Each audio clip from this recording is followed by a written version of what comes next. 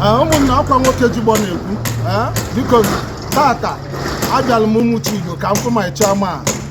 My chairman emewe eke adịkwa m loya. Biko achọrọ m ka ị kọwala anyị onye bụ afa gị na ebe anyị nọ kịta. Afa m bụ Chief Honorable Francis Aneke, 001 Umuchigbo community, the former chairman of Umuchigbo community. Onye bụ Jigbo Man nwoke. Ya ka ndị si ya nna afịa na platform ya gbasara Jigbo. Gbasara Jigbo si ya ga-abịa exception na Jigbo anya. Ya megodi ka mmadụ gbasara Jigbo a. Ya butere na Umuchigbo ha mere na Umuchigbo. Na a ga-enwekwe dịka store na Umuchigbo. Ebe ga na-eleda Jigbo ahụ. What's the Africa case about it? Ọ dị mma ebe ahụ. So ebe ndị ọzọ na-atị anyị ga-atị ya. Ya ka nsi abịa taa, ya ka ọ bịa kịta. Ada ebe na kịta dị ike be okwi ngwo mụsa dị Igbo. Aneke ndị asị.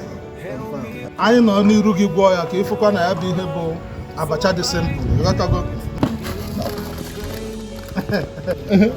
Na-agwọ. Mama ya anyị Ndị ebe fọ.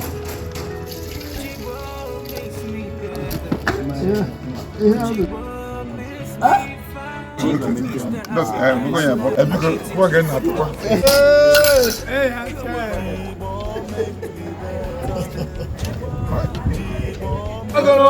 Abacha baini. Ama kama na abacha wo. Ose.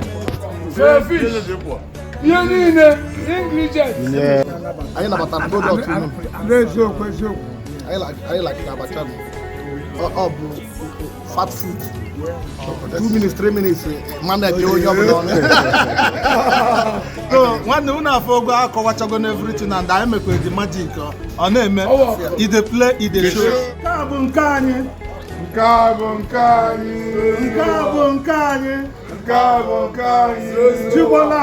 Jigbo live. Abacha Sharp Sharp. Abacha Sharp Sharp.